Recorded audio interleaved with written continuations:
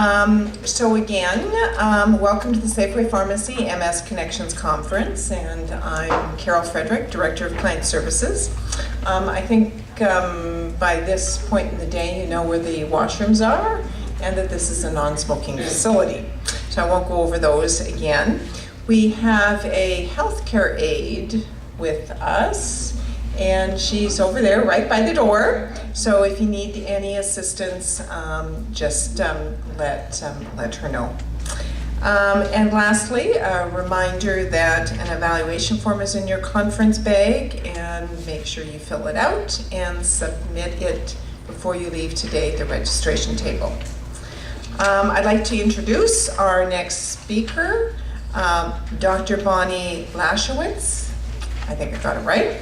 She is an assistant professor in the Community Rehabilitation Disability Studies program in the Department of Community Health Sciences, Faculty of Medicine at the University of Calgary. That was a mouthful.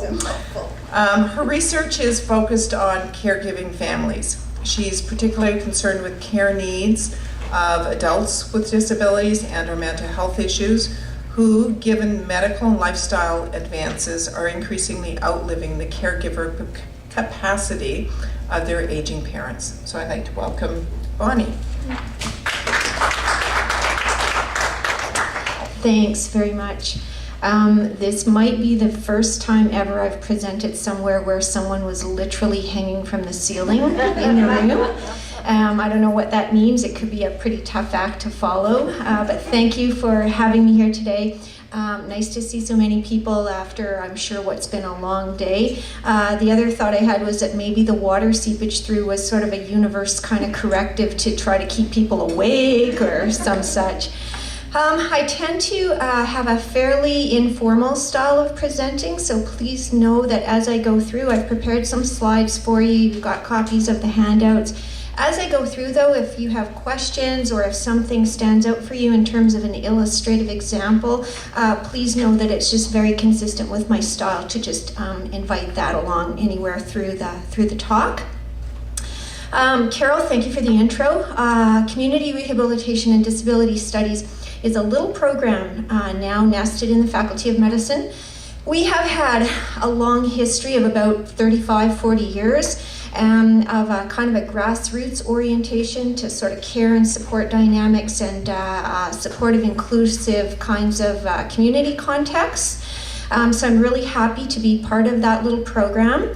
And I think we're doing some really important things over at the university in the Faculty of Medicine in terms of if you will, bringing our ideologies into a more traditionally, very medically oriented kind of group of people. So there's, some tensions, and there's some really lovely sort of exchanges and pretty much everything in between. So very happy to be here. As Carol indicated, I have a research orientation that is about families. My PhD is from the Department of Human Ecology at the University of Alberta. And as an ecologist, I'm constantly thinking about kinds of contexts that surround families, as well as contexts that families themselves create just by virtue of the kinds of relationships that they entail.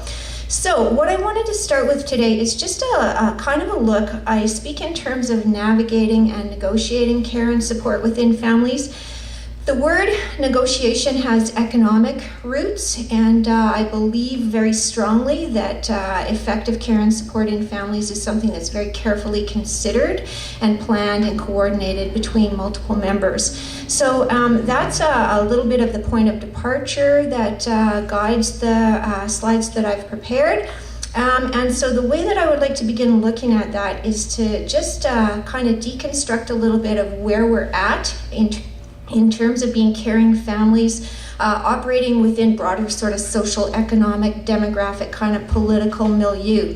Can I just take this off, yeah? Does it come off? Sure. Does it come off? It does. There we go. Sorry, we pay her the bill. And I'll try not to trip myself on the cords. That could maybe be a sort of a follow-up to the hanging from the ceiling example. Okay, just thinking about, hearkening back to days when the adage of it takes a village to raise a child was very prominent with us. Communities were quite homogeneous, quite structurally and socially and religiously even cohesive. It was pretty common in the 40s and 50s and 60s and 70s and even into the 80s for children to just kind of go out the door and sort of, mix and blend with others in their community. Nobody worried particularly much in terms of what kinds of interactions and experiences those kids were having. So I really enjoyed this quote just from a few years ago, where an aging mother is apologizing to her daughter because she had raised her in a time before the idea of parenting was a verb. And I'm sure many of us will remember or have heard the stories of the sort of unfolding through the ages into the 80s and into the 90s, all of the emphasis on parenting and all of the self-help and kind of guidebooks that were structured around that. Ideas very much in families about spending quality time with your children and with each other. So I think we've moved very much to a very strong consciousness of the kinds of relationships of care and support within families. And some of that has been tremendously positive and illuminating. At the same time, I am always mindful of the kinds of restraints or expectations or pressures that can entail for family. And then, of course, within those caring contexts of families, I'm not going to read this, it's quite lengthy, but just to take us back to centuries gone by when we know that women have always had a specific kind of set of expectations and relationships in terms of providing care and support in families. Unfolding, there is a lot of work that's been done on the 1950s. I don't know if many of you will have seen the show Leave It to Beaver and that whole kind of ideology about, a very tightly structured, well-organized family centered around complementary kinds of roles and goals and so on. I raised the 50s because it was so, the implications of the 50s were so lasting. It was very much a time following the war era, coming out of the Great Depression sort of stages, where there was an emphasis on restabilizing and harmonizing the nation, and ideals that structural, functionally organized families with two heterosexual parents and their children living in the suburbs, as it were. Even the white picket fence kind of idea is very much sort of bounding and containing that little family unit within its own right, and some subsequent expectations around that the family ought to be as a self-contained functioning unit able to meet all of its needs. Some really interesting things that the age of marriage decreased after a couple hundred years of the age of marriage gradually climbing. Very high proportions of people were married. Teen pregnancy spiked, and yet it was acceptable because most often teen pregnancy in the 50s was occurring within the context of a marriage. Divorce rates dropped, the number of lone parent families declined, and the great majority of adults lived in breadwinner, homemaker kinds of structures. Who recognizes this picture? Dr. Seuss, and anyone know the title? Hop on Pop. Idea consistent with the breadwinner, sort of homemaker kind of dichotomy, that Pop was very much the fun guy. He did the sort of social things, didn't get too tangled up with the diaper changing and the, feedings in the night and so on. So very consistent with the thinking of the time about the expectations for how roles in families worked. We refer to approximately a 15-year period starting in 1965 as the family revolution, and there's just a little bit of tracking in terms of what happened in relation to the proportions of women who were occupying roles in the paid labor force. This is about the point where if you were students at the university, you'd be going, is this on the test? It's not. I'm just wanting to kind of underline a sort of a general trend. And then Fox and You in '09 are talking about, they've got a lovely chapter called As Times Changed, and they're doing a whole kind of deconstruction about how families have been redefined. They're drawing on 2006 census data, and some interesting sort of highlights from their account is that fewer than half of the adult population had ever been married. So we're seeing more people remaining single by circumstance or by choice.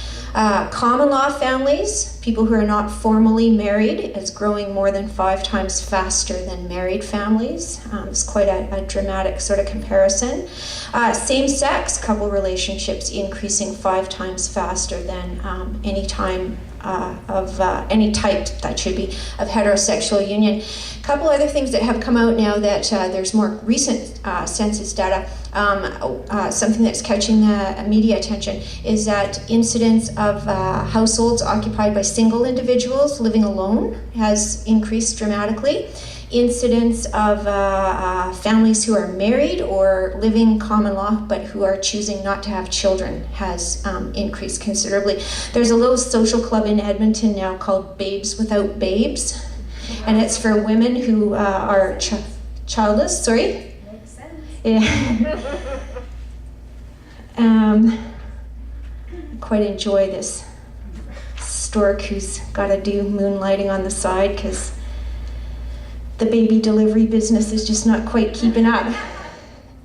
That said, we do have a little bit of a baby boom that came out of 2007, 2008, and the economic sort of prosperity and growth that characterized that few years.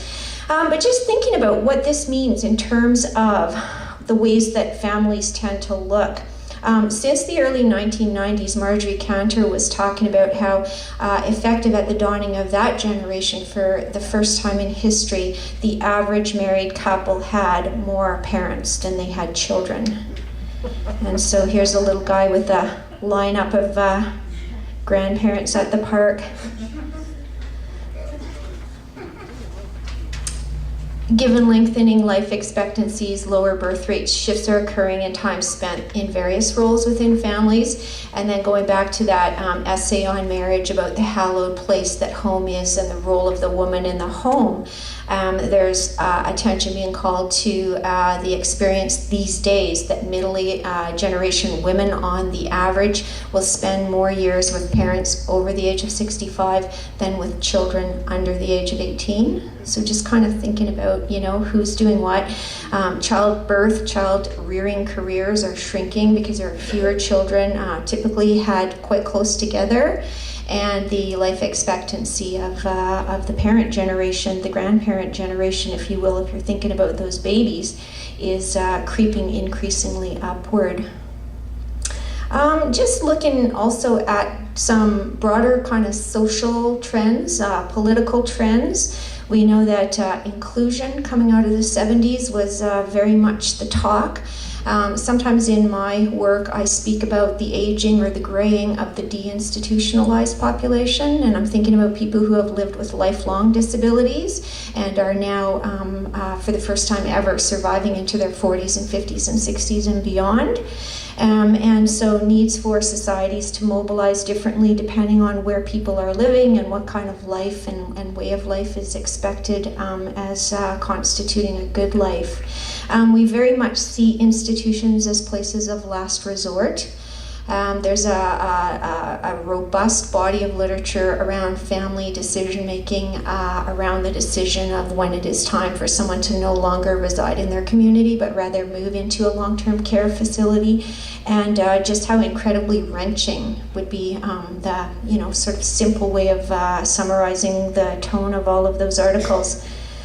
As well, we have smaller families with fewer people, fewer bodies. So working here on the principle of many hands making light work, fewer people to provide support. And then just the geographic mobility or dispersion that characterizes families these days, that much of the support lives far away, is off somewhere, kind of chasing education and technology and jobs and so on. In the year 2000, I was teaching a course on human services, values, and issues, and I used a video, which 12 years ago, it was a VHS, gotta say. At that point, the authors did, or the producers did this really effective kind of tone to the video where there was a looming kind of ticking clock motif sort of throughout the way that they told this story. And just, lots of interesting facts and figures, but a key one that stood out for me is that as of the dawning of the new millennium, it was estimated that people were making 1,000 times more decisions per year than their great-grandparents were. And so we just think about, the impact that technology has had in all of our lives and the choices that face us just everywhere we turn. When I was a kid in junior high, we did a diagram of, we were just kind of incorporating a little bit of an art project into science, and we were thinking about people of the future and what are they going to look like. And lots of people drew representations of sort of smaller stature people, and they had long fingers with kind of well-developed sort of pads on them, because it was going to be a push-button kind of, convenient society. There was a lot of talk in the 70s and 80s about what are people going to do with all their leisure time. Work weeks are going to get more compressed, and we're not going to need as many people. And very interesting just to look at where we are now with everybody I saw turning off their iPhones, before the session started, and we're just plugged in and work arrives at our fingertips every minute of every day. And so just thinking about what that means for people who are living with particular needs for care and support. Another, what I think is kind of a classic title that I think is relevant in terms of how we're thinking is Pat Moore. She was a PhD student at the University of Victoria, and as part of her project, as a 27-year-old woman, she disguised herself to replicate the experience of someone in their late 80s. And so she went to all sorts of lengths for this, which, let me tell you, if it's a PhD project, that's that's what's expected. But in enacting her experience, she did things like she put a cloudy solution on her contact lenses so that her vision was blurred. She bound herself and she bound her hands to replicate sensations and mobility experiences of people with arthritis. She stooped her posture and she wore garments that wouldn't permit her to stand upright. And she moved about very slowly and with a cane and with a wig and with, all sorts of makeup. And at one point, she goes to a conference, not unlike this, and it was attended by a number of colleagues who were in her department at her university. And at the coffee break, she stood out in the room and had her coffee as sort of part of a circle discussion. And she said that it wasn't that she felt like ostracized or, pushed out in any really deliberate way. It's just that as someone who looked as if they had very limited mobility, limited vision, limited hearing, et cetera, she just felt like she didn't matter. And I thought that was just such a poignant kind of quote that just tells a lot about what our culture, what our societies value in terms of the pace at which we live. So from her PhD study, she wrote a book-length account of that she titled Disguised. Thinking about then family dynamics and what families these days look like and how that situates in broader kind of social, economic, political kind of context. Just want to, though, not fret over that. Wherever there's challenge and wherever there's restriction, we certainly also can uncover opportunities. And that's what I would like to do now, is take a look at what's happening in the dynamics of families these days and how can we leverage and make work for us in ways that we need resources and supports from within those families. So I'm just going to shift tone and talk a little bit about what becomes possible with reconstituted or redefined or reformatted kinds of family forms. And then we'll go on from there into some specific strategies and resources that are available these days. Johnson, in the year 2000, wrote a whole piece about just dynamic natures of family formations and how that can work to people's advantage. She coined the term incorporated kin, and so I'm sure you know the idea of incorporated, taking that very literally. It's making something out of something that was not necessarily in that original form. And she talks about specific examples. She terms fictive kin, which is created out of non-kin kind of relationships, where there might be older adults living across the street from some small children, and maybe those older adults have their own children are, somewhere in Ontario, and they develop relationships with the people across the street and can kind of have sort of play-grandchildren sort of relationships. Godchildren and foster children are also in those definitions. And so just thinking about the possibility that coming out of the 50s, we're not necessarily looking for support and resources from people who are related to us by blood or by marriage. And so it's a whole kind of examination of the potential of those relationships. She also talks about upgraded kin. If you just somebody who's just been such a close friend since junior high, you might speak of as like a sister. Someone else might consider it like a daughter. Still waiting for this with my in-laws. I'm just going to say that because so many people now live in Calgary, many of us don't have family around. So what I chose to do was to contact my neighbors who I'm close with and basically say, if anything happens to me, can you please help my family? And so I think that kind of relates. It really fits well. You just, you look to people with whom you might have something in common, you might work with them, you might live in geographic proximity, and it's just something that brings you together. And really rich, meaningful relationships can be forged out of those kinds of connections, for sure. In my publication career of research articles, when I really probably spend another decade or two perfecting my writing and refining my writing, I hope to get a piece published in the Journal of Marriage and the Family. That is the premier family journal. Really hard. They probably accept like 2% of the submissions that they get. It was not until 2002, 2003 that this journal title was changed. So it has a long-standing and rich tradition in history as a renowned authority in the field of family studies, Journal of Marriage and the Family. What happened in 2002-03 after lengthy deliberation and debate and board meetings and votes and so on, scandal, the title changed to Journal of Marriage and Family. So just pulling out that word "the," which is, if we think about it, prescriptive, right? It's acting like there's the family and a shape and a form and a way of being a family. And the journal, after letting go of that kind of legacy they had under that name, decided that it was best to change their title to keep pace of the time with the times. Okay, now I want to use a little bit of material that I'm borrowing from the Alberta Caregiver Association, because as back to my opening and title, this is about care and support within families.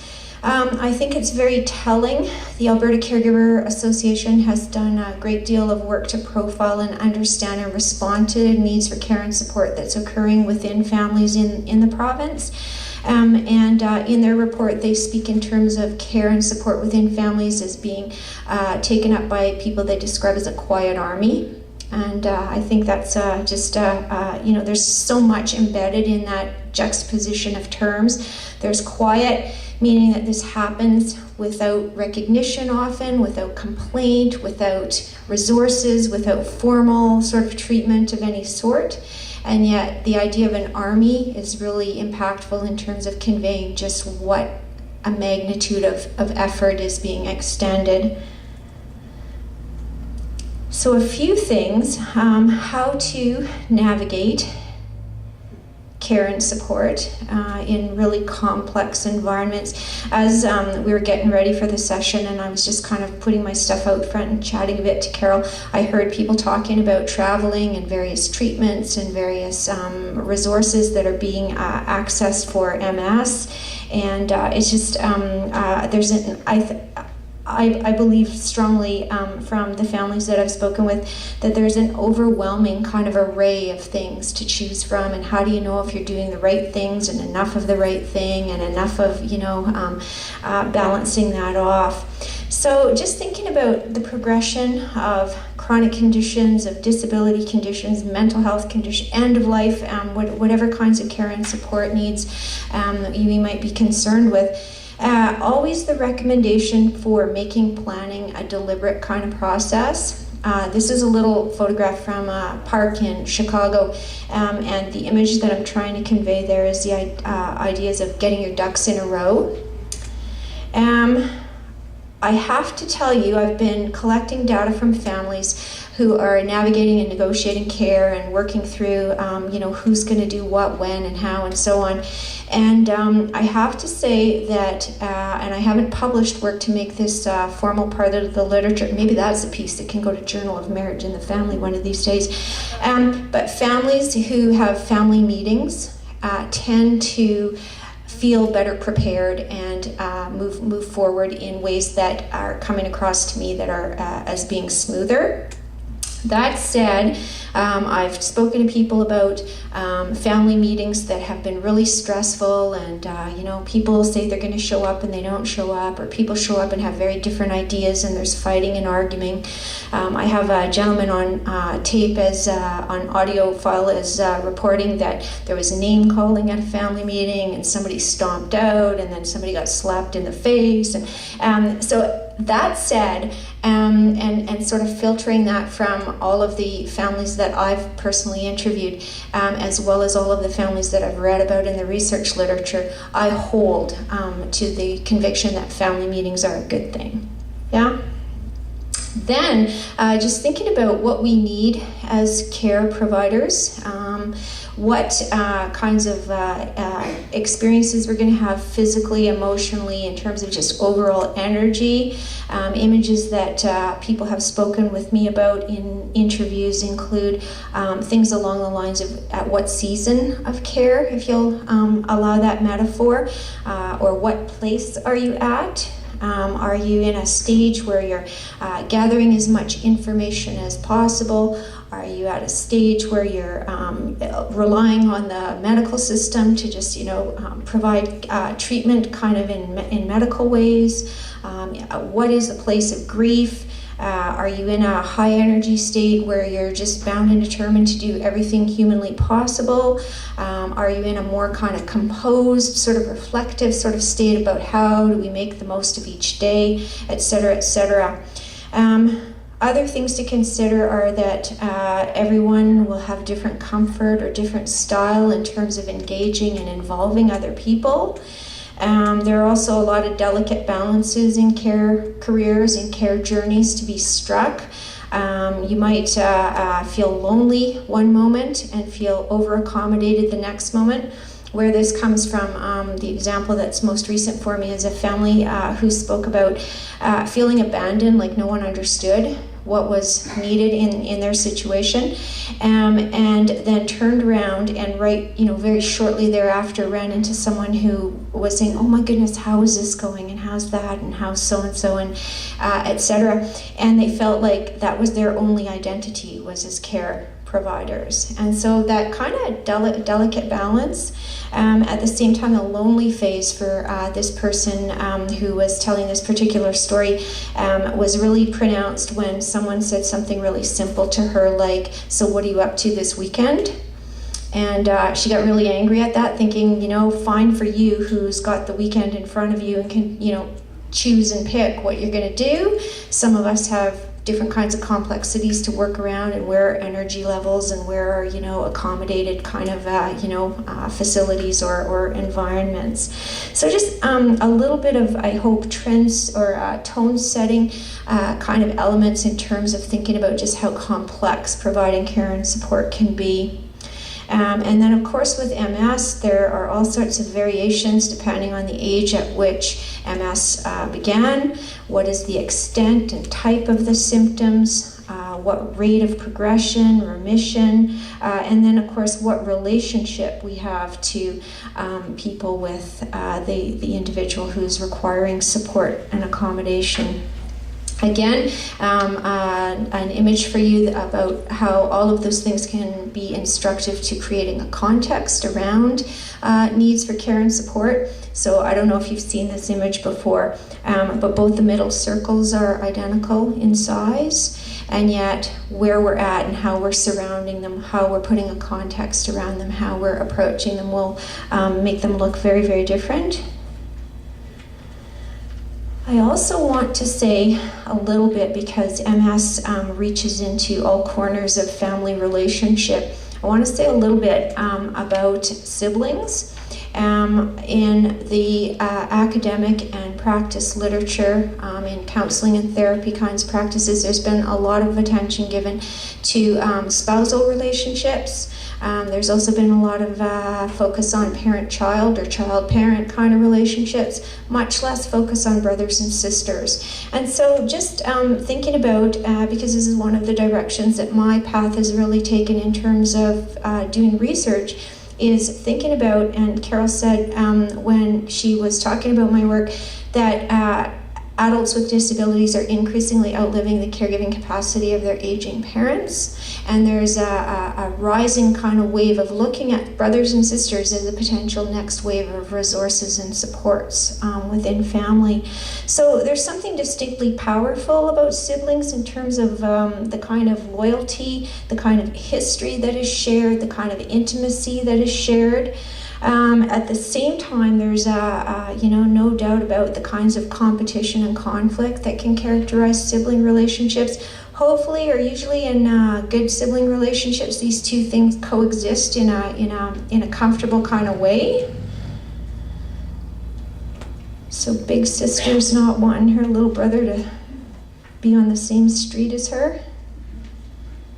And then just another word about gender in care. I've got a project right now where we are just studying dads of children who are on the autism spectrum. And I'm writing a paper with a student who drew out this quote, that male values and norms are distinct and include courage, direction, even certain forms of aggression and autonomy and mastery and technical skill, group solidarity. I always think it's important to put slides like this up because coming out of the women's movement, we think about restrictions and constraints around women and their identities. And I think we always got to take a moment to flip that over and just think of how profound the expectations are on men in our culture as well. Considerable amounts of toughness in mind and body. And so just using that as a way of kind of thinking about how individuals will approach their own experience and their own kinds of care and support needs.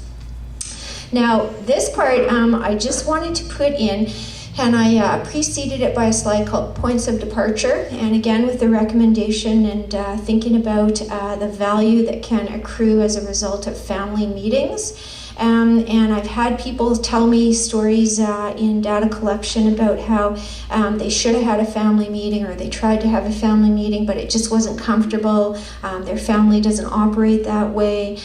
Their family is more quiet and just assumes that care and support needs as they arise will get taken up and looked after by someone. And so I've done a little bit of work of thinking about and engaging with families about just how it might become comfortable or more comfortable or even a little bit more comfortable to initiate some of the conversations around care and support. And one of the things I've done in terms of, and this came out of working with multicultural groups, is to find some aphorisms, find some sayings that are, as old as time almost in many important respects, and presenting those almost as talking points or ways of sparking exploration of what people's beliefs are in terms of who should do what or how it can work or how much external help to seek or how to work in partnership with each other. So if you're a family that believes that, or you know that there's a core of belief in your family that self-praise smells bad, maybe you'll go about your work in a very humble, unassuming, quiet kind of way, and maybe you'll get burned out because you're not going to go and say, oh, look at all that I'm doing, I need help. If you're a family who thinks blood is thicker than water, which many families hold to that belief, it might be really hard to rely on external resources. You know, just thinking about the ways that expressions or ideas like this can be used as conversation starters and ways of getting at issues. I'm co-authoring a paper right now with a poet from Pakistan, and he was talking about his experience in Pakistani culture, and the expression is, feed 'em gold, but glare at 'em like a tiger. Have you heard that? So the idea is there's nothing off limits, there's nothing parents won't do for their children, but boy, oh boy, they better walk the line, right? They better not let those parents down. Other things to spark conversation, spark planning and support, thinking about how the family is structured and what kind of processes it goes through, what are the beliefs driving all of that. Thinking about who are the decision makers, are decisions managed in a very individual versus group-oriented way. Have you ever been at an open house, if you're shopping for a house yourself, or have something on the market, and that house will be being shown and like a whole pack of people will come in together because it's a really collective and shared kind of decision-making sort of family. So just thinking about where your family stands in terms of individuality versus group orientation. Tolerance for uncertainty is something that health changes and disability really teach us lessons about. There might just be a great deal of work to do in terms of managing and just coming to terms with unpredictability. And certainly that flipping calendar page that was on that earlier slide doesn't incline us to be at all comfortable with uncertainty. I mean, we're really, watching and planning our time very meticulously in Canadian society. So just thinking about how that might impact on care and support needs in families. Issues of hierarchy within families are status and roles related to gender. Are they related to age? How are rules and rituals followed?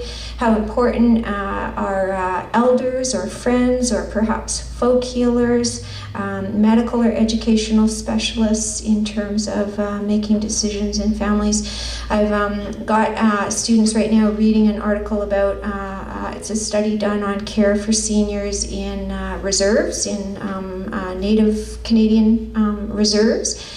And one of the outcomes of that article is that there is a reliance on reserves for economic kind of resources, coming from formal structures, coming from government, but that the reliance on the actual medical practitioners is relatively less. And so just, thinking about where people are at in terms of their cultural orientation and what kind of comfort might accompany getting resources and supports from particular directions.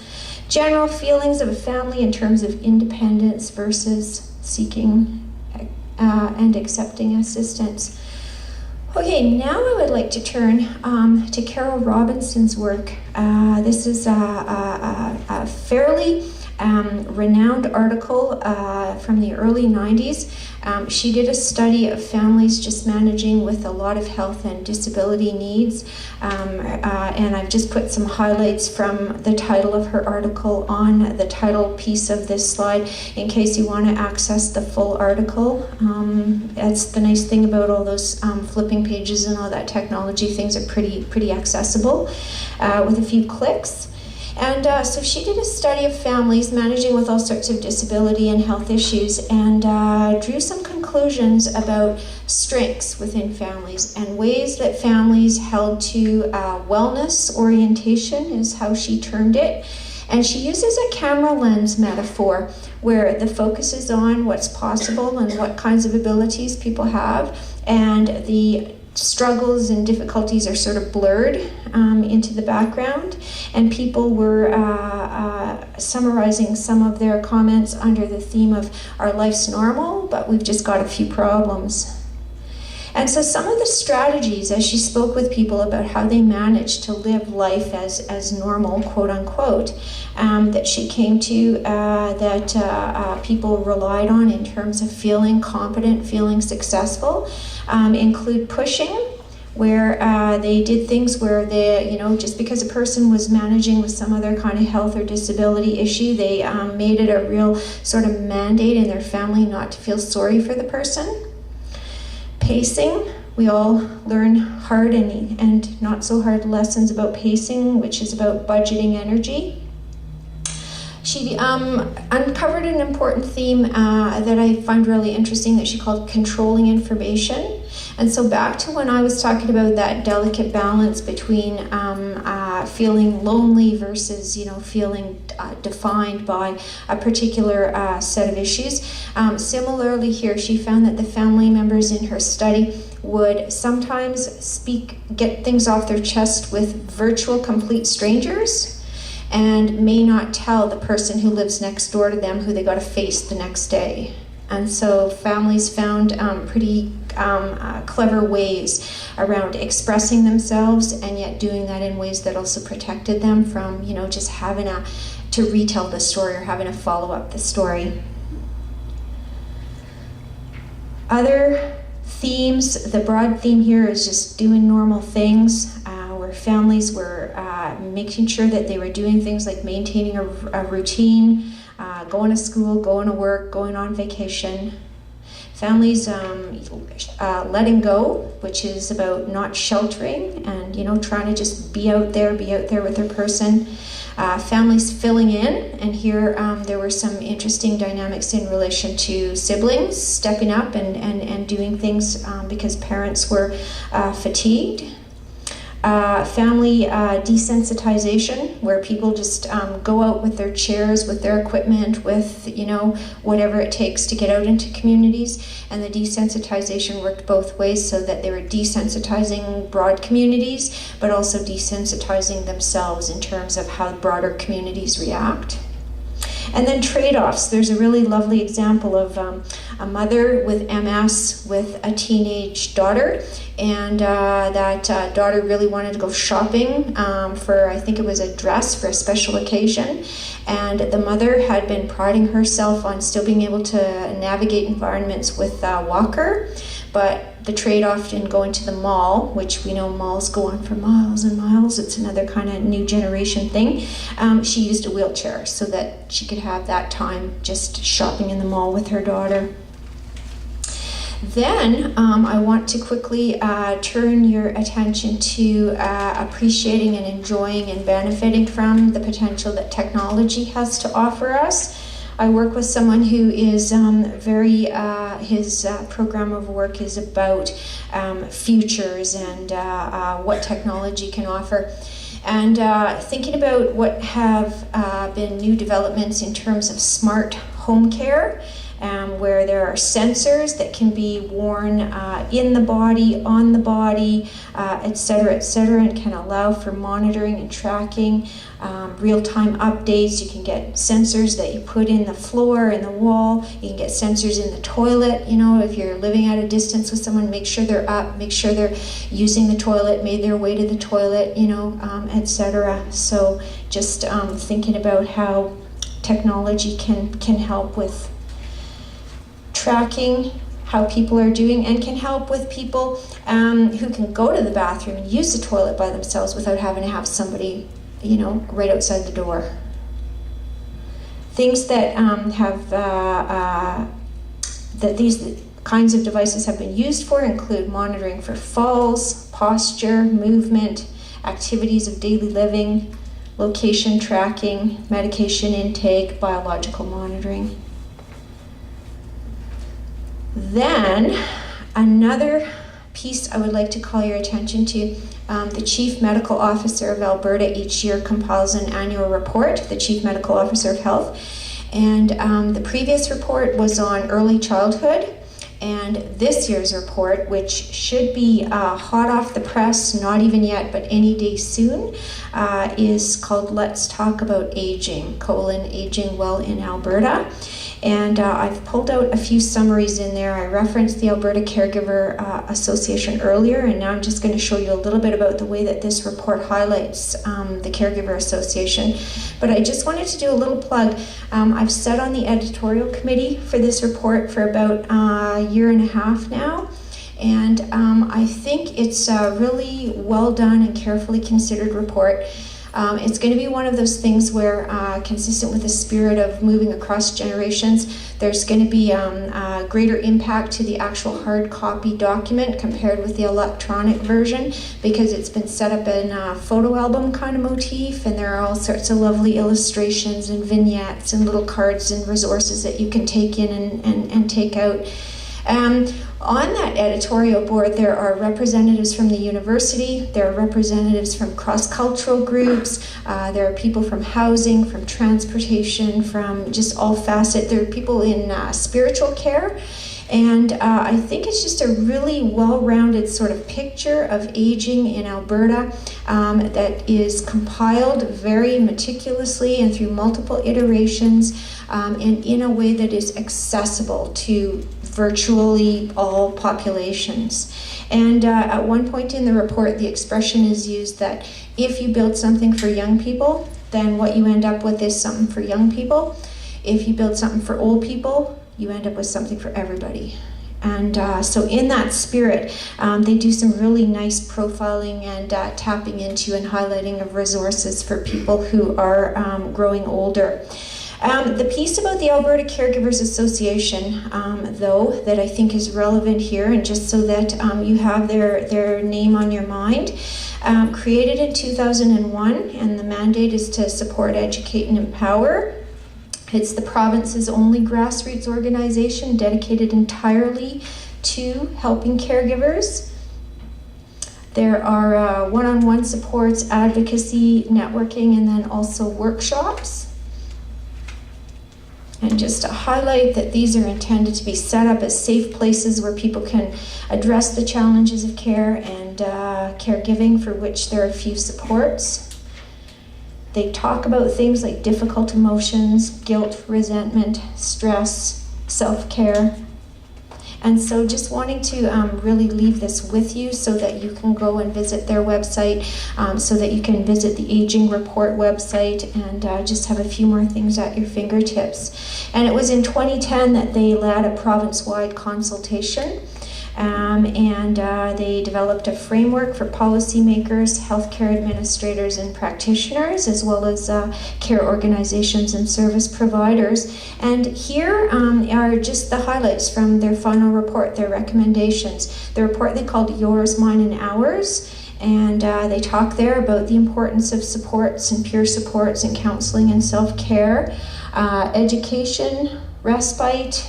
Respite needs a little bit of a caveat, because there's a body of research around respite that very much identifies that respite is an experience rather than a service. And what they're trying to get at there is that there are all sorts of emotional sort of components around respite, around trust and understanding and goodness of fit, if you will, between the respite provider and the family and the person requiring support. Employment, financial security. It's a one-stop sort of way of getting a picture of what's available in terms of compassionate leave policies, any kind of compensation for caregiving costs, like what's available in terms of the public policy resourcing. And then highlighting also information and resources where there's a caregiver hotline, political awareness, to recommendations to take a cross-ministry approach to supporting caregivers. Being in a faculty of medicine, I just attended a session from a health economist And he's really staunch in his conviction that there's lots of money in the healthcare. It's just not being used the way that it should be, and it's, there's duplication and reinvention of all sorts of things that are working really well in one area, but another area doesn't know, et cetera, et cetera. Systems, finance, and support. Reaching out into rural areas. I was happy to hear that the sessions at this conference are being recorded, and there's a website dedicated just for that. Technology is, such an important way of expanding that outreach. And then the value of community-based supports, including mobilization and sustainable funding. Here then, just so that you can have the 1877 number for the Caregiver Association, and then also their website. And I think that is about what I wanted to say to you. Just about right close to time. There's even a little bit of time for a few questions. This quote from the Velveteen Rabbit going back, almost 100 years about, and this is the rabbit lying in the nursery, and the skin horse is talking to the rabbit because the rabbit so wants to become real. And I think about journeys of care and support within families, and what it takes is not unlike the Velveteen Rabbit trying to become a real rabbit, where it takes a very long time, and it won't happen if you have sharp edges or if you break easily or have to be carefully kept. Questions or additional things that I might be able to share with you that you would find helpful. There's my email contact at the university. Yeah. Excuse me. I was wondering, have you done any research? I have a young child, he's 8, and I was diagnosed after he was born. I don't think he's going to have a lot of memories of me outside of being in a scooter. He sort of vaguely remembers when I could still walk with a cane, but just kind of wondering, I always wonder about what his memories of childhood will be, or how he will view his childhood with, his father and I, his father being my caregiver. What kind of research or observations have been made about children who grow up in homes where there's a disabled parent or maybe a disabled sibling? And a lot of my work has been about siblings. First of all, it's tricky to know what sense children make of things from that immediate perspective, because we really, in recorded history, have very few accounts from children. Instead, we have accounts from adults who reflect back on their childhood. That said, some of the siblings and some of the kind of dynamics in families, actually, I'm studying some families who have a really complex kind of array of challenges. I've just written a case study article where there's a young woman who has fetal alcohol spectrum disorder, and she's also got schizophrenic tendencies, and she's got bipolar, and she has some addictions, because that's how she copes with everything else that life has thrown at her. And so mom is a recovered alcoholic, and is part and parcel. I interviewed that young woman's biological brother, who's 1.5 years older than her. I interviewed her half-brother, who's 5 years older than her, and I interviewed the two brothers together with the mom in a focus group interaction. And this is a long answer to your question. Sorry about that. We're getting all sorts of things. There's these incredible senses and tributes to kind of the strength and the struggle that characterized family. There is